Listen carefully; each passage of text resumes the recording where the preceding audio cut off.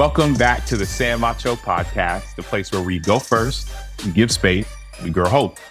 We talk about faith, family, football. Sometimes you'll hear about more of that in a second, and also finances. And today we have a very special guest. And Cliff, I'd love for you to introduce our guest.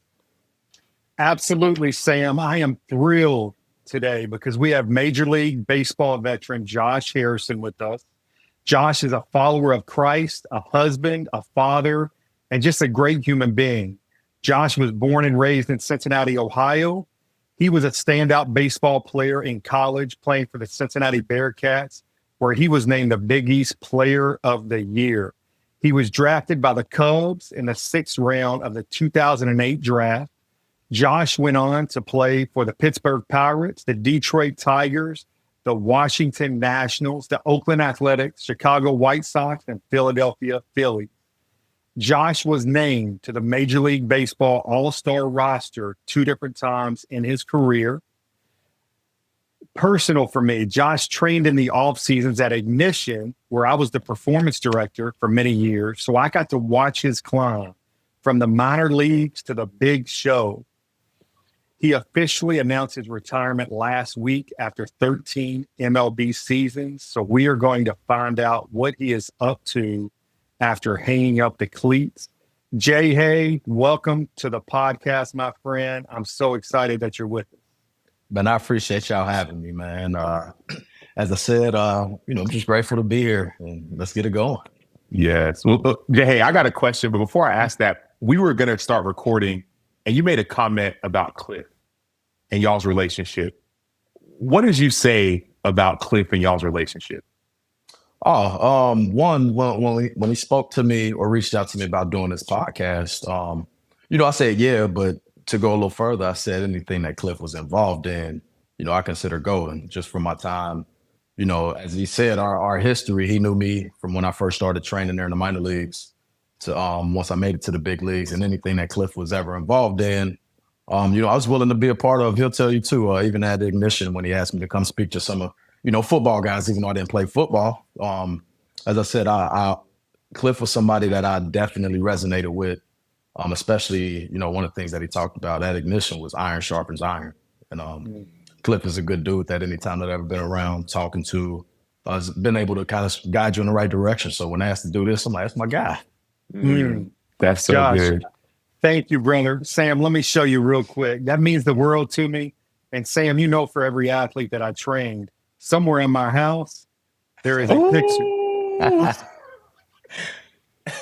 So that's a great picture of Josh when he was playing for the Pittsburgh Pirates there. So, Josh, you're family to me, brother. And obviously, we haven't seen each other for a few years now that I've moved on to Indiana and moved away from Cincinnati and Ignition. But it's family forever, man. When you're a coach and an athlete and you have that bond, you have that relationship, it's the most rewarding part.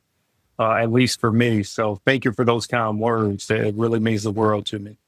Oh, no, that's without saying. As you said, family, a lot of people don't realize coaches, trainers, when you're dealing with an athlete, to get to know them, that's when you're going to get the most out of them. And I mean, when you take that personal relationship that step further, that's where you become family. That's so good. Well, I got a question for you, Josh. So you just announced, like, in the last week or two, your retirement from the MLB after 13 seasons. My man, 2-time All-Star. My man, breaking up people's no-hitters. My man over here.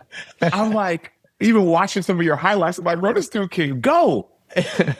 But now you're done, at least with this chapter. So my question for you is, what does life look like now that you're no longer at the ballpark? First and foremost, as you said, 13 years was definitely a blessing. Definitely looks a lot different now than what it did in my previous years. But all things that I was kind of ready for when this time came. Not to say any athletes that's playing now or played before. I mean, there's going to come a point in time where you're done playing. And most people don't like to think about it.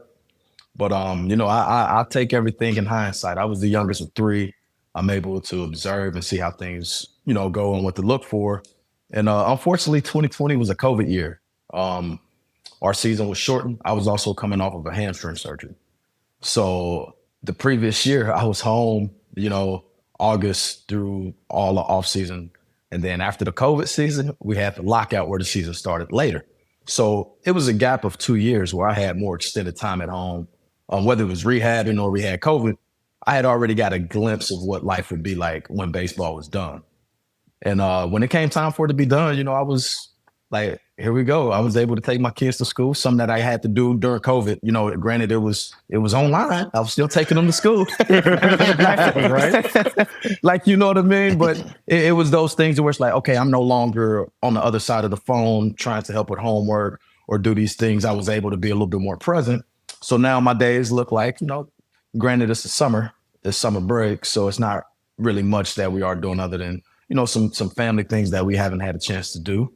But, you know, this past off season or this past year has been, you know, waking up, taking the kids to school, you know, whatever my wife made, you know, she called the off season Brittany season. And in my, in my post for the retirement, you know, I told her it's Brittany season now, you know, so that involves, you know, helping in any way that I can, you know, for athletes, you know, our significant other are the ones that, you know, kind of keep the house afloat while we're gone. And I don't think you can make up for missed time, but you can make the most of what you have. So, you know, I'm allowing her to do, you know, things that she wasn't able to do otherwise when I wasn't here. She's a business owner. She's got her own magazine, The Beat Mom. She's getting ready to drop her new issue. She's also got her own online boutique. So just a few things, just, you know, where she supported me throughout my career, I'm able to kind of give it back to her where, you know, she's always done it, but it's just a little more fulfilling for me to sit back and know that, babe, go do what you do. I got the kids, you know. You know, you don't have to worry about calling your parents and my parents, you know, things that I wasn't here for. Now I'm here. Josh, I want to ask you, man, as you've you know, hung the cleats up, so to speak. Sam hung his up as well after about a decade in the NFL. What do you think you're going to miss most about the clubhouse and really just baseball in general? More the competition.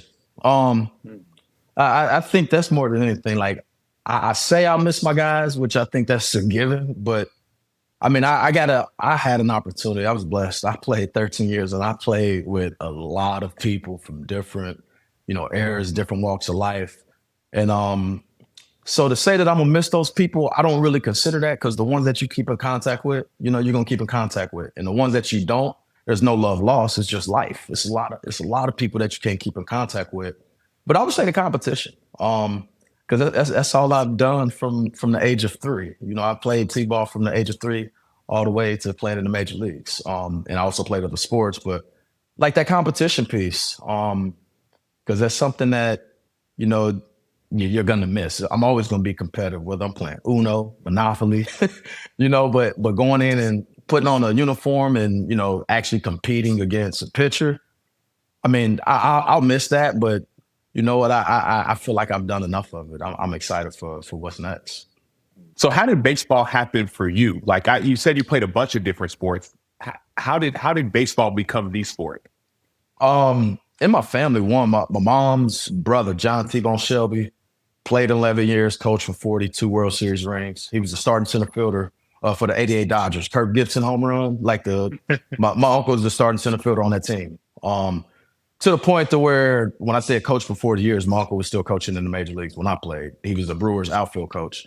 So when I played for the Pirates, they came to Pittsburgh 3 times out the year. We went to Milwaukee 3 times out the year. So I'm seeing my uncle, you know, 20-something times where, you know, as I said, it's a lot of games. We're away from family, but at the same time, we still get to see each other. We're going, you know, but he's also giving me the real deal, the ins and outs of, hey, stay ready. If you're not playing, you know, always, you know, he's been through it and he sees it on the other hand. So that's where it came from. And then I had 2 older brothers that played. We all grew up playing football, basketball, and baseball. My oldest brother manages the Dayton Dragons. But baseball was just natural to me. Not that the other sports weren't, but you let my family tell it. Their stories. I was 3 years old at the table with a fork, making my brother's ball up like a piece of paper, using it as a ball. Mm. So it's in the blood. Oh, yeah. Mm. So you're talking about some of your brothers. One of your brothers you mentioned is a coach in the minor leagues. Right. Now that your career is over, have you thought about getting into coaching or staying involved in baseball in some way? So, yeah, I got 2 brothers. My brother Sean is the middle brother. My brother Vince is the oldest brother. Sean's a barber, so he's our barber. As you can see, I had to get clean before I got Smooth, on here.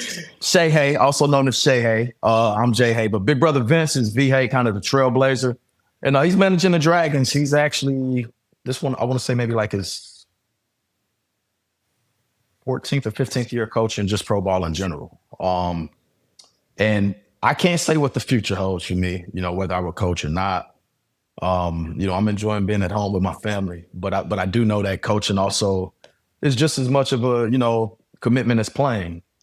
And that's why I said as of right now, I'm enjoying being home. I don't know what the future holds, but my big brother is holding it down for us right now. And, I'm rooting for him. It's been pretty cool to kind of, see things come full circle because he was the one that started it for all of us, me and my brothers, all our cousins. But, who knows? Hey, my brother get a big league job. It might be cool to coach my brother. That's something that I might not be able to turn down. Jay, hey, I just heard you say, like you said, I'm going to miss the competition, right, in the major league. That's what you're going to miss the most. So you had that competitive spirit in you, and I got to watch it for many years at Ignition when you would come in and you would want to train with like the NFL wide receivers and the DBs. Yeah. And I'd be like, Jay, hey, man, you're a baseball player. What do you want to train with these NFL guys for? And it's like, because you wanted to compete. And also your skill set to me, even as a baseball player, is you had incredible athleticism, right? You had speed, you had agility, you had power. And it was so cool when I got to watch you training with our other pro athletes. But in addition to the competitive spirit, I feel like you have the fruit of the spirit. And what I mean by that is you played the game with joy. You have love, you have compassion. You just have this well-being about you that people want to be around you. And as I was reading a lot of the comments on social media about your retirement, that's what people said about you. They said you were the glue guy for that Major League Baseball teams that you played for, but you also brought such a joy to the game. And I want to know, where does that come from? I don't believe in coincidence. The fact that you brought that up, it's not a coincidence because even in my, my letter, I said the pure passion and joy that you watched me play with it, came from the heart. A lot of it was, I got a chance to do something I loved. How many people really get a chance to say for majority of their life, the job that they work was something that they love to do. So every day that I walked in, I was grateful. And I also knew what was ahead of me because there was a lot of hard work that got me to that point. Nothing was ever given to me. Nothing was ever handed. The same day I graduated high school is the same day I signed my national letter of intent. I didn't have any offers going into my last year, my last month of high school. Wow. So the joy that I played with in high school is the same joy I played with in the big leagues because no matter what the situation was, I was doing something that I loved. And even my last month of high school, I can remember people like, man, you're not worried about where you're going to school? And I'm like, I know wherever I go, it's going to be somewhere. I was going to go to a JUCO. But, just having things in perspective, man, knowing that I got to do what I love, but, coming off the field, I'm a husband, I'm a son, I'm a father, I'm a brother, I'm a friend. All those things, put things in perspective to know that when I go out here and play, I can leave everything on the field because, I even said it when I signed my contract extension with the Pirates is baseball doesn't define me. It's just, it might be what I do, like my occupation, but baseball will never define me.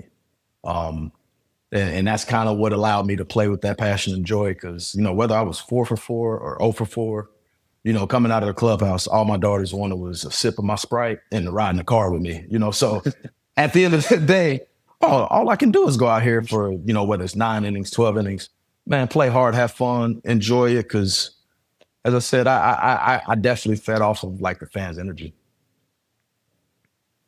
Well, let me ask you, baseball is a game a little different than football, although Sam lived it as an NFL player and as a college football player.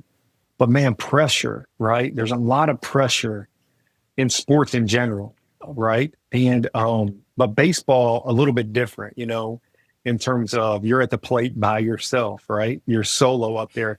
How did you handle the pressure of playing in the major leagues? One, knowing that I belong there. But as I said, I'm observant, and you also got to understand baseball is a game that is tough. you can do a lot of things right and still not get rewarded.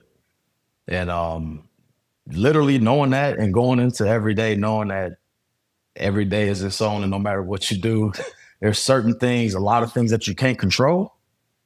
That definitely helped. And I don't know if that comes from me being the youngest of three, where I didn't really get my way for a lot of things. You know, I don't get to choose what's for dinner. I might have been the baby of the family and got, you know, my way. But when it came to speaking and like, you know, hey, I was such an easygoing, just go with the flow, but I was also able to observe. And in the game of baseball, I've always observed, you know, riding that wave. Like I played with emotion. I enjoyed it. I had fun. I played with passion, but you know, it's the other side of the game where you struggle. And you can't act like that doesn't happen, but you know, knowing that you got to ride that wave. And for me, it was just easy knowing that, man, if I can just go out here and play this game and know that at the end of the day, whatever's meant to be is be, that's what helped me get to the next day. Because if you were about yesterday, trust me, I've been 4 for 4 and came back the next day. It's like, man, I don't know what happened. But that's baseball, that's sports, that's life. What happened in the past, not saying it can't affect the future, it doesn't have anything to do with the future, but if you're worried about that, you're not focused on today and what's at hand. Cliff, you want to ask the next one? Yep. So, Jay, hey, just watching you train again and being around you as you were making your climb to the major leagues, right? You're not the biggest guy in terms of height and stature, right? I would guess you to be around 5'8", maybe. I don't know what they list you at. Maybe you're a little taller than that. But my point is, you were never the biggest athlete, high school, college, or in the major leagues. But I always like to say, it's not the size of the fight in the dog, it's the size of the dog in the fight. And you had that. Where did that come from? So I got to stop it first. I'm not 5'8", I'm 6'2". No, but when kids used to ask me, how tall are you? I'm like 6'2", and they're like, no, you're not. But no, the fact that you say that, I grew up, as I said, with my two older brothers, Vince and Sean. And I even said it in my announcement thing, you know, all the block shots, you know, strikeouts. You know, I played against both of my brothers. They 4.5 and 7.5 years older than me. So as a younger brother, I was always smaller. But then I got amongst my peers, I didn't realize I was smaller. Like, you know what I mean? Just because I was playing against my older brothers. But at the same time, I started playing T-ball at 3. The reason that I played at 3 is because my mom coached. They wouldn't let me play unless my mom coached, because when they took me out, they was like, he's too small. And my mom's like, trust me, he can play. And the only way that they let me play was for her to coach. But she's always said something to me when I was little, was big don't mean bad. So when you say that, granted, I had two older brothers, but you know, my mom was my first coach at 3, and she always said, big don't mean bad. Well, I like that. What did that instill in you, hearing your mom say that message to you at such a young age? That right there was enough to know that I don't care how big you are, how small you are. Like, if you got the will to want to do it, I mean, that's how I took it. Was I don't care how big. Hey, I've been, as you said, Cliff, my whole life, whole career, I've probably been, if not the smallest, one of the 2 smallest on the team. But if you would have asked me or anybody who played probably the biggest on the team, I've got to be one. And it's not from a standpoint, I think it's just how I carry myself, just because I got 2 older brothers. It ain't nothing you can do to me that they haven't, you know? And then my mom said, just because you're big don't mean nothing. And as I got older, they say the bigger they are, the harder they fall. Ooh, that's so good. So big don't mean bad. You're 5'8", at least claiming 6'2". Maybe, I don't know. I would say somewhere in the range, maybe under. I don't know where we at. I don't know where we at exactly. 5'8" with spikes. Okay, with spikes. We're 5'6", coach. Coaching 5'6". 5'6.5". 5'6.5". Ooh, 5'6.5". But a 2-time MLB All-Star. What was it like finding out the first time you made the All-Star game? Man, 2-time All-Star, that's a blessing. Never set out to say I want to be an All-Star, this or that. But granted, I had been an All-Star at every level I've been, so it was never a surprise to me. maybe to other people, but I never did anything for anybody else's approval. It was always for my own beliefs and my own thoughts. But I can remember my first one was 2014, and I made my debut in 2011.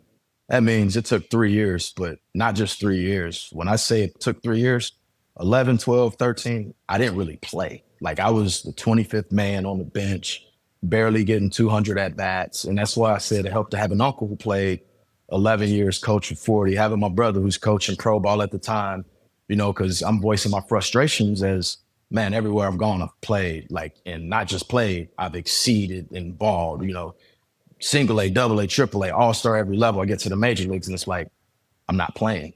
But then when I do play, hey, you got one start this week or once every week. Oh, go pinch hit. And I'm like, no, I've never done this in my life. It's it's an adjustment. And I remember that 2014 season, it's like 2 weeks into the season. I don't have a start yet. Talking to my brother, and he's like, man, I just got a feeling we're going to be laughing at this at the end of the season. Like, man, just stay ready. Keep doing what you're doing. Like, it's nothing, like, stay ready. You know, nothing changed from what we've done the past 3 years. You're going to get your shot. And I thought my shot was going to come Easter Sunday. That was my first start. 2 hits. We had a brawl with the Brewers. Benches cleared. I can remember after my first hit, you know, the bench is cleared. You know, everybody out there. And I'm like, hey, come on, man, let's get this game going. Like, it's my first start. Like, hey, I already got a hit. I'm trying to get another one. But hey, if anybody want to get active, we can get active. But I know ain't nobody trying to fight. I'm trying to play. So I get 2 hits and I don't start the next day. I think I go another week without a start. Somebody ends up getting hurt. I end up popping in. And long story short, never look back. It's All-Star Selection Sunday. We already know Andrew McCutcheon going because he's having an outstanding year. And Clint Hurdle goes, yeah, we got 3 All-Stars this year. Kutch, that's without a doubt. We had another one of our relievers, Tony Watson, who I came up in the minor leagues with, who was dealing too. He's like, oh, yeah. He goes, his third one, well-deserved. And I think Mike Matheny, the National League coach, selected me as like the utility guy. And when they said me, I was like, you know, everybody was like, yeah. And I'm like, dang, I'm sitting there like, I got to call home. like, Mom, Dad, the All-Star game is in Minnesota. I just got called. They're like, what? Oh, man. Like, yeah, we got to get you, Granny. My brother's in, like, Oregon. I call him, it's Sunday. You know, they're a couple hours behind. So, you know, if our game's at 1, they tell us at 11:30. So it's probably 8:30, 9 o'clock. What's up, bro? Hey, remember you told me we was going to be laughing at the end of the season? Yeah. We ain't going to be laughing. We ain't got to wait. And he like, no. Like, my brother Vince wasn't able to make it because he was coaching. But, like, you know, when I say it was a blessing, I came into that season not playing for 3 years, getting my opportunity, you know, getting a chance to play, injuries happen. And then, you know, boom, in a matter of an instant, boom. And, you know, the rest was history. But, like, I wouldn't even say getting that call. It was in a locker room. I found out when the team found out. Mm. So it was cool. Jay, you talk about it happening in a matter of an instant, but I want to talk about those 3 years, even that time in the minor leagues. Like, what was it like before you finally got a chance to get a chance? I'd be lying if I said it wasn't miserable. You know, because we all from at this point, you come up, you go to middle school, you go to high school, you go to college, everywhere you go, you've been an everyday player. And not only that, you've been one of the guys. And it wasn't a humbling experience for me because, as I said, I've been humble. My junior year humbled me. We'll get to that.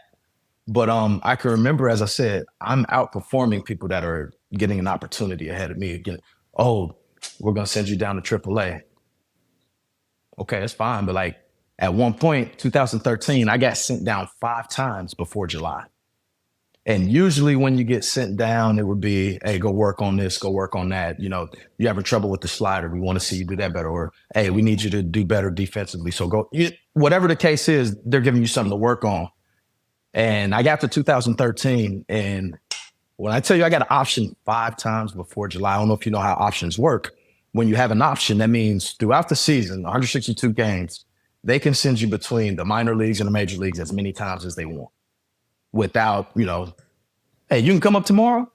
We use you for one game. Hey, you know what? We got somebody else. We're going to send you back down. And that happened 5 times before July. And I'm like, man, I'm outperforming people, but at the same time, like, I'm staying the course. I got my uncle, my brother. Hey, keep doing what you're doing. It's 29 other teams. But I can remember, like, being in AAA 2013 after that 5th time. I got sent up for 1 day. I remember I pinch hit. They sent me back down the next day. And you get 3 days to re-meet the team when you get sent down. And I never did. But after the 2nd time, the 3rd, 4th, and 5th time, I said, I'll meet them on the 3rd day. I mean, granted, I live in Cincinnati. AAA was Indianapolis. I could wake up the same day, on day 3. We ain't talking about Jesus on the 3rd day. Like, but on the 3rd day, like, okay, if I got to be there today, if BP starts at 2, I'll leave the house at 10:30, 11, get to the stadium at 1, and I'm there. But it was also me sending a message like, man, I'm the ultimate team guy, ultimate team player. You've never heard me complain, never done anything. I've done everything that y'all have asked and more. But at some point, enough is enough. And I remember going to my AAA manager, Dean Trainer, at the time. I can't make this up. I go, Dino, get me out of here. Like, I love being a Pirate.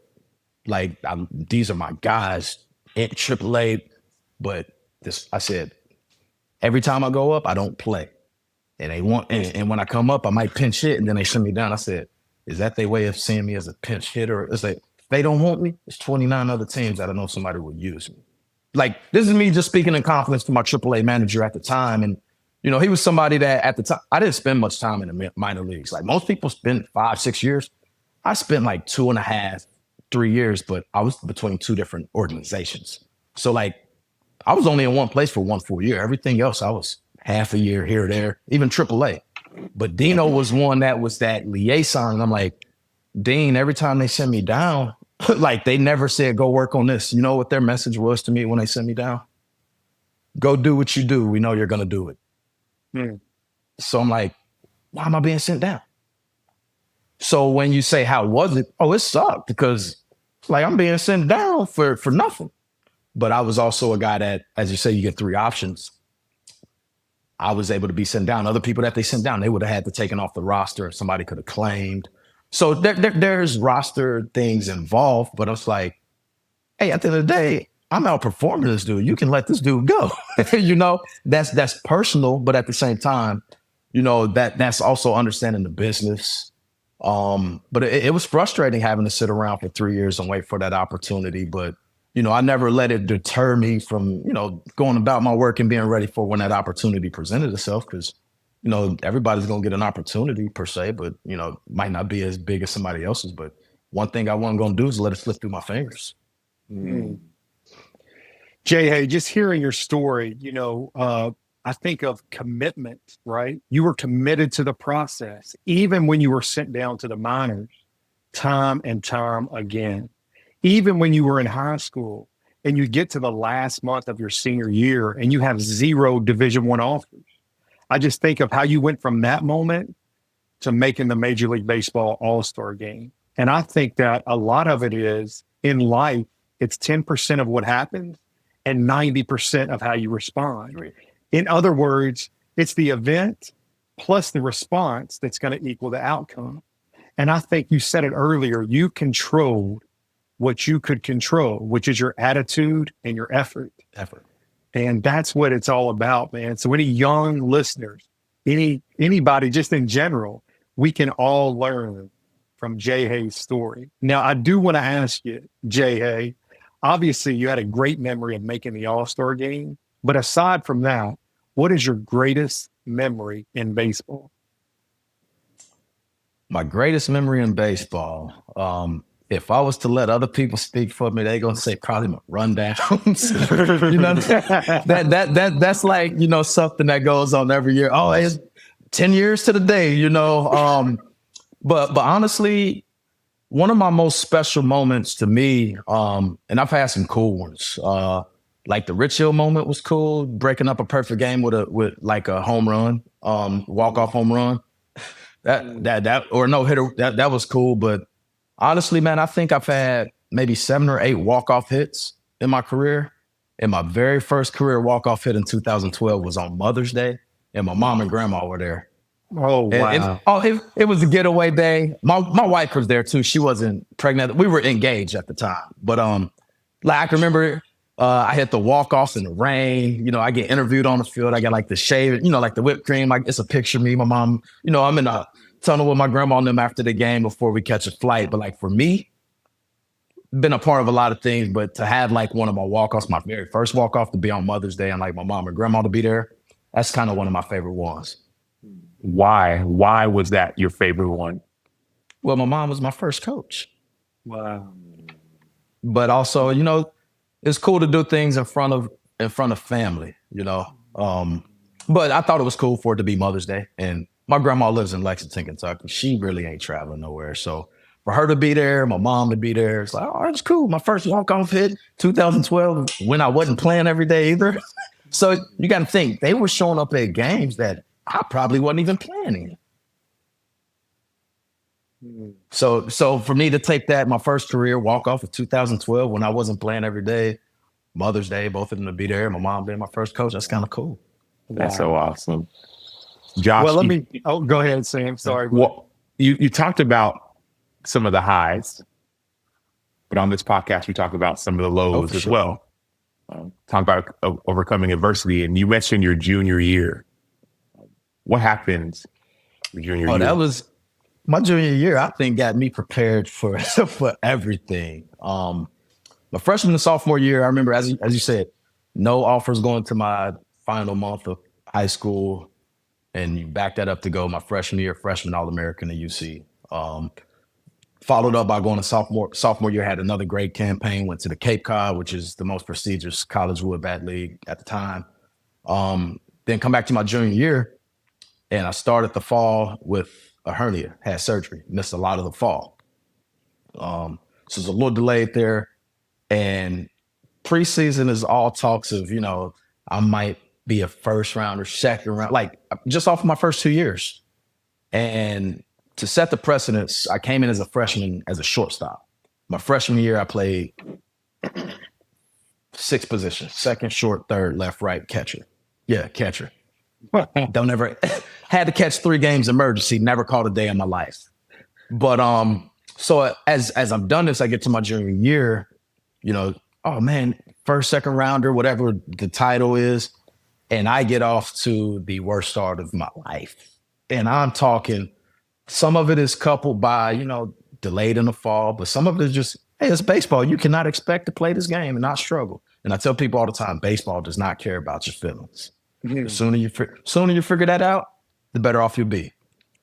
But like I remember, I'm hitting first and second in lineup to where I'm so bad that they moved me to like 6th and 7th. They like, we got just to clear your head. And not only that, they've moved me to second base full time when they go, hey, scouts want to see you play second.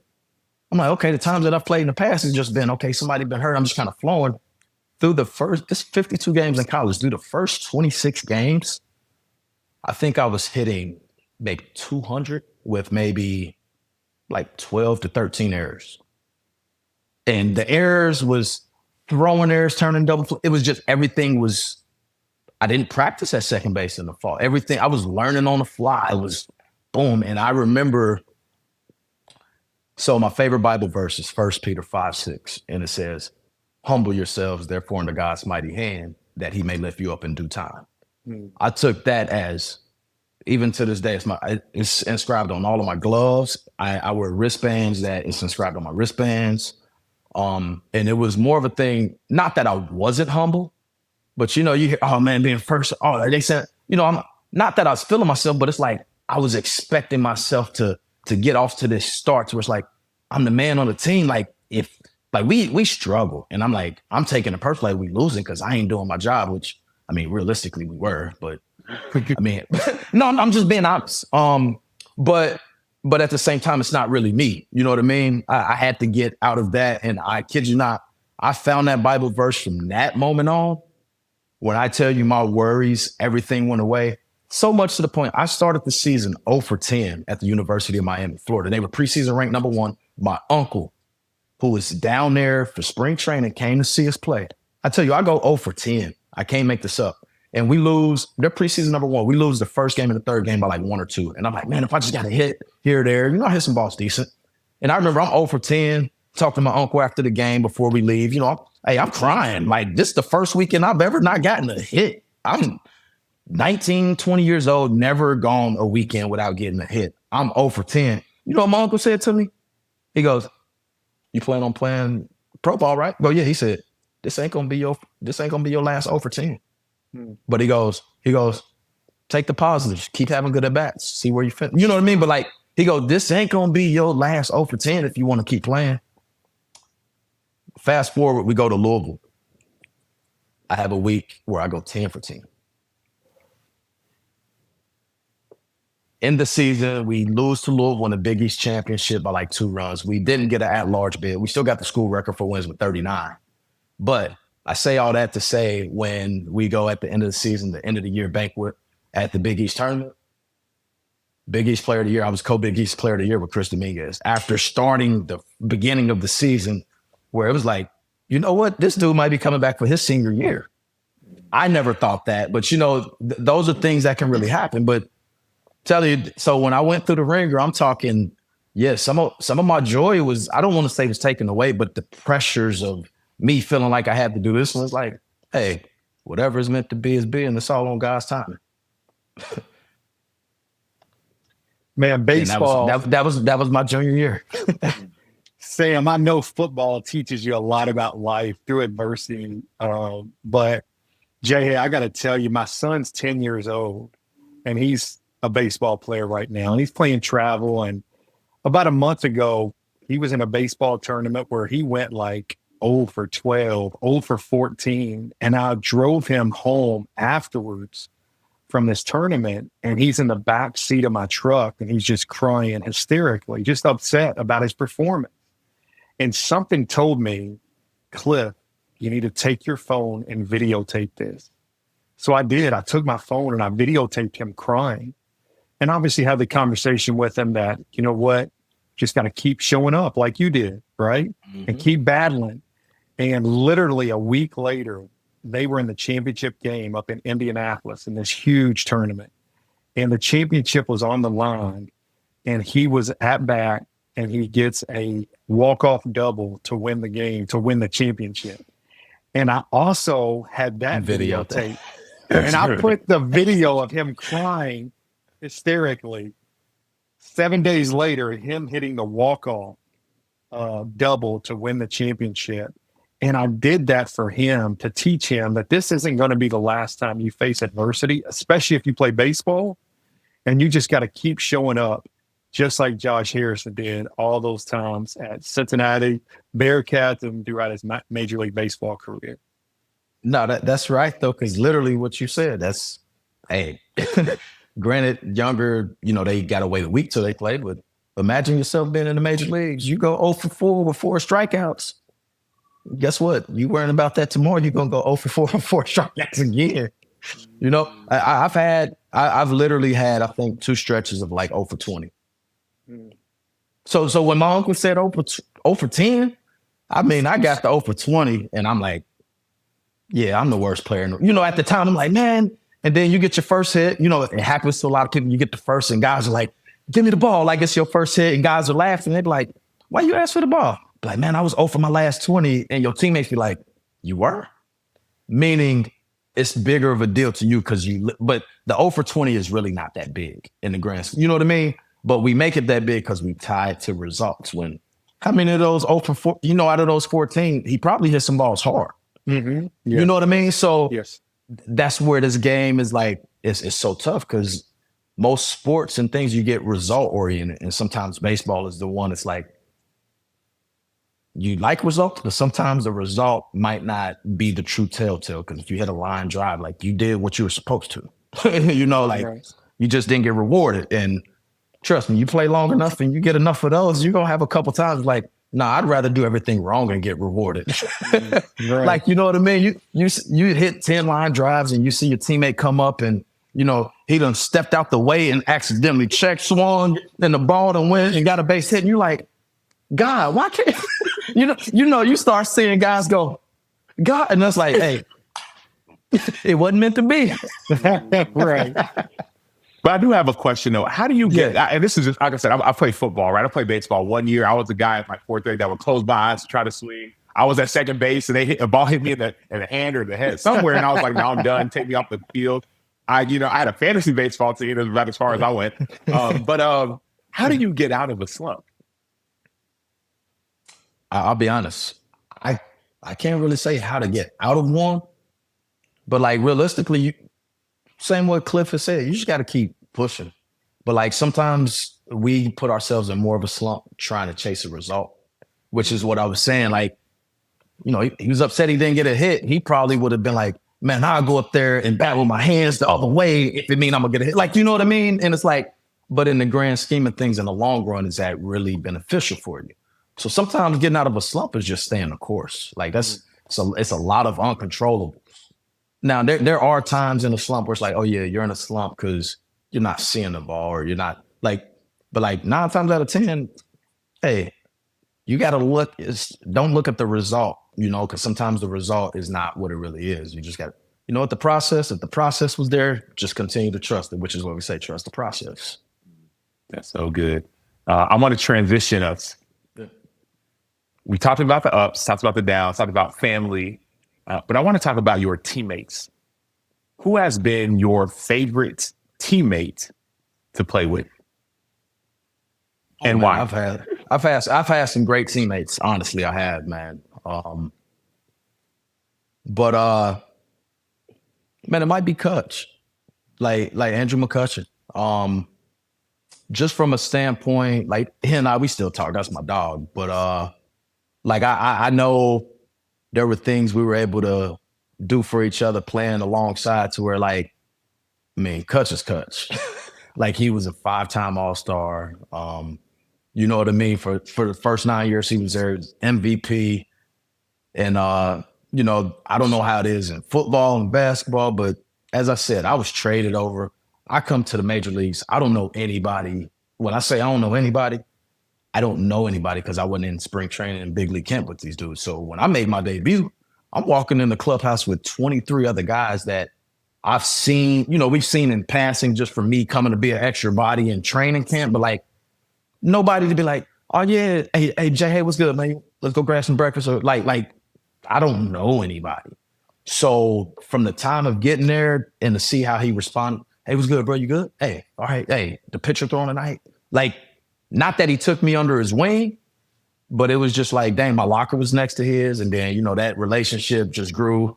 We got to a point to where 2014, every time he had an RBI, he was driving me in. like we called ourselves Soul Train. Our handshake was a high five. Like if you watch whenever I hit a home run or he hit a home run, we come at home plate and we do this. And it was a thing of like finding somebody that played with the same joy as you. Like, you know what I mean? It's like, and that's why our team was good. Because if you got a bunch of guys that are playing free and loose, like getting after it, but it's like, bro, we having fun. Those are people you want to play with because it's like being in the backyard. And I think vice versa, I was able to help him relax because he didn't feel he had to do all of the trying to get everybody relaxed because that's just naturally what I do. But I also think, that's just who I am. So it also allowed me to come into a space to where I was able to be me. So wherever I went from there, I was always going to be me, but to not really know anybody and then just hop in, they could have looked at me like, man, you wearing number 62. Who was you? Oh, I'm the new offensive guard for the Steelers. I just came over here. That's why I'm in number 62. But, just one of those things where it's like when you can find somebody that has kind of helped you get to that next level, whether it be, bro, he literally helped me and Tony Watson when we got named to the All-Star game. That story that I was telling you, Tony Watson found out that morning too. And he was like, hey, I got y'all, man. So you want to get to, it's like, all right, cool. Yeah. He said, yeah, the team gonna make sure we fly out there. Hey, Kutch, we just following you, bro. Just tell us where, you know what I mean? And it's a lot of things behind the scenes that, it's bigger than baseball, especially when you got your family involved. Not only that, it's more than just me and Kutch. Like his wife, my wife still talk, his parents, my parents, we all got kids. They grew up together, kind of around the same age. So it's one of those things where, he's just one to name. A lot of guys from Pittsburgh, Pedro Alvarez, No, Kutch, Pedro Alvarez, Jordy Mercer. Jordy's my dog too. Me and him, we was salt and pepper up the middle.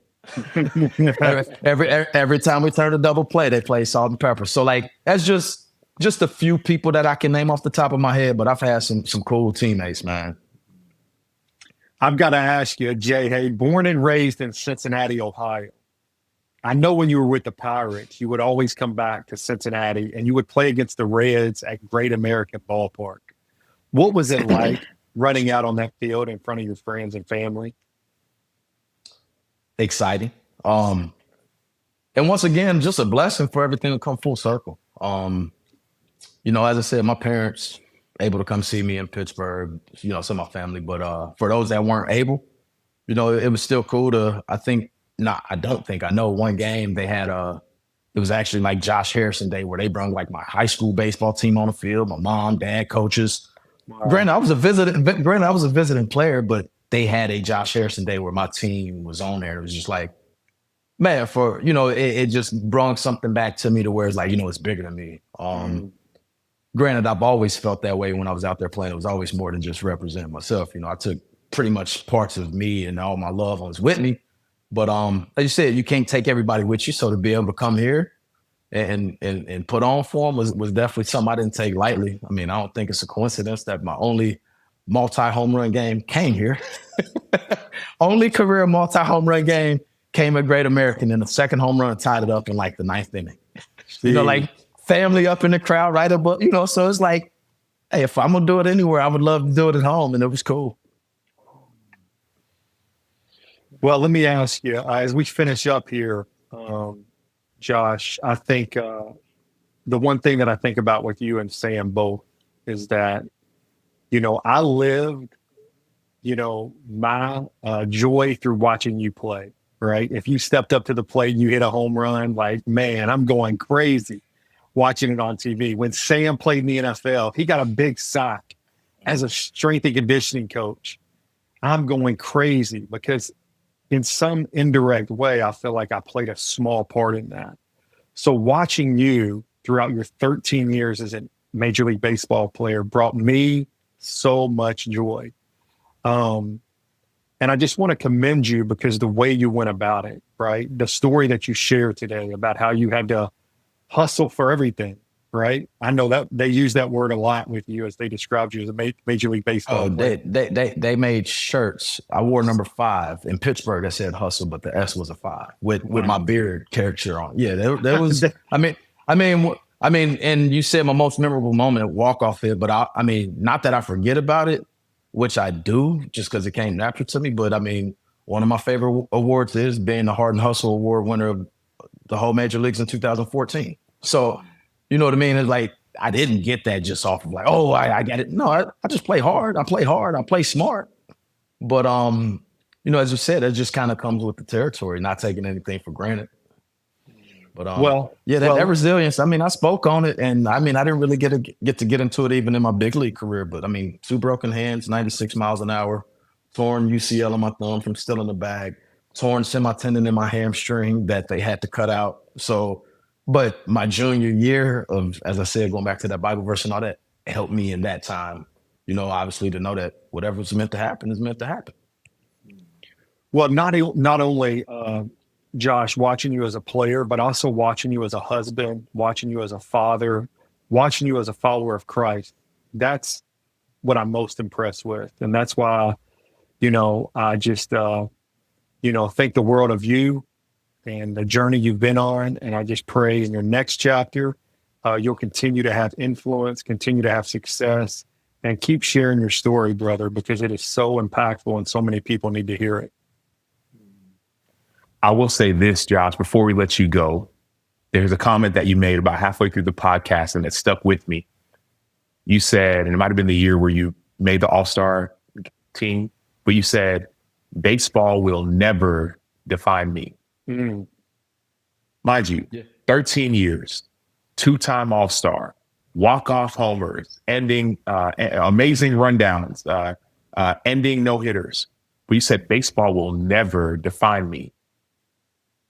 What will define you? My legacy, like off the field, helping people and just showing up, being a good friend, being a good person, being a good father, being a good husband. And not that baseball, I know it comes with the territory. People, oh, Josh Harrison, we play baseball. But like, I don't want that to be the definition. Oh, no, I used to joke all the time, like, people like, what do you want to do when you're done? I said, I want to be normal. We go on the road a lot and we eat at different places. I like to eat at mom and pop shops because, it's like home. But, I walk in and, oh, we got a table for you. What would you like? Sit down and I order and you see, hey, there go Bill and Jen. Hey, what's good? They've been there for 40 years. And it's like, that's a sense of normalcy that is like, dang, regardless of what they do or what their occupation is, that's just showing up and being present in the moment and not being a CEO or being this. Like, your occupation is your occupation, but it's so much more to life than what that is. And that was pretty much what I wanted to get across was I love what I do playing this sport, but it ain't gonna have me in a mode to where you see me out here and it's like, that's the end all be all for me, where to where my emotions and stuff are tied to my success on the field.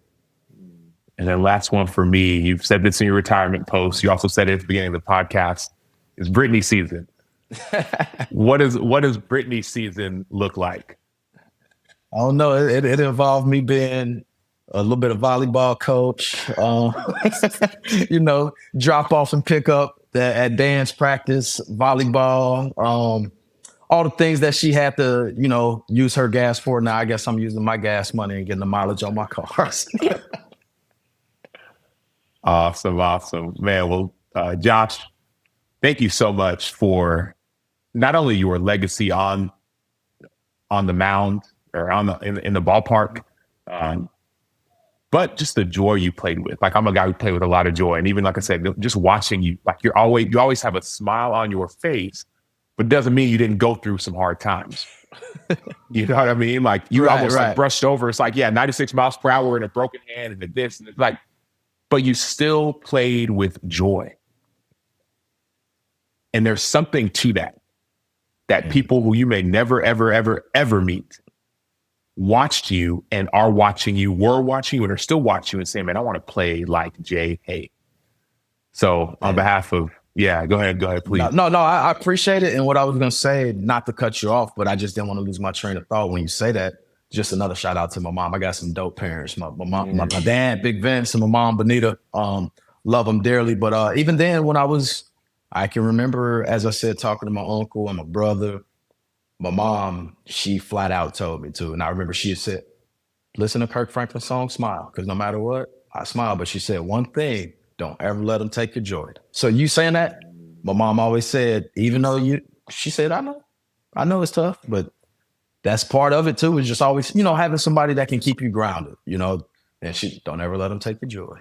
So. Well, you never did. Cliff, go ahead. You're going to say something.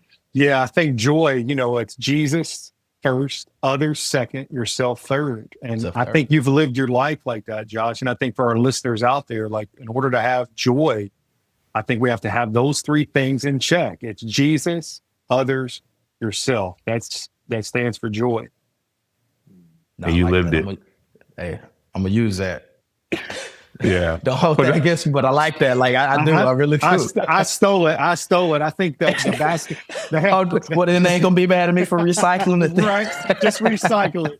I think I got to give credit to the Baylor basketball coach. I think that the Baylor basketball team actually uses that within their team dynamic. And so that's kind of where I got that from. Yeah, well, Josh, on behalf of myself, Clif Marshall, and everybody listening, thank you so much for joining the Sam Acho podcast. For everyone listening, go to samacho.com to listen to this episode and so many more. And make sure to go and follow Josh Harrison as he's in his Brittany season. Follow him as he goes on the next journey. Man, it's been such a pleasure getting to know you, Josh. And I'm so excited for everyone who is getting to listen to this podcast. We can't wait. See you soon. Appreciate y'all having me.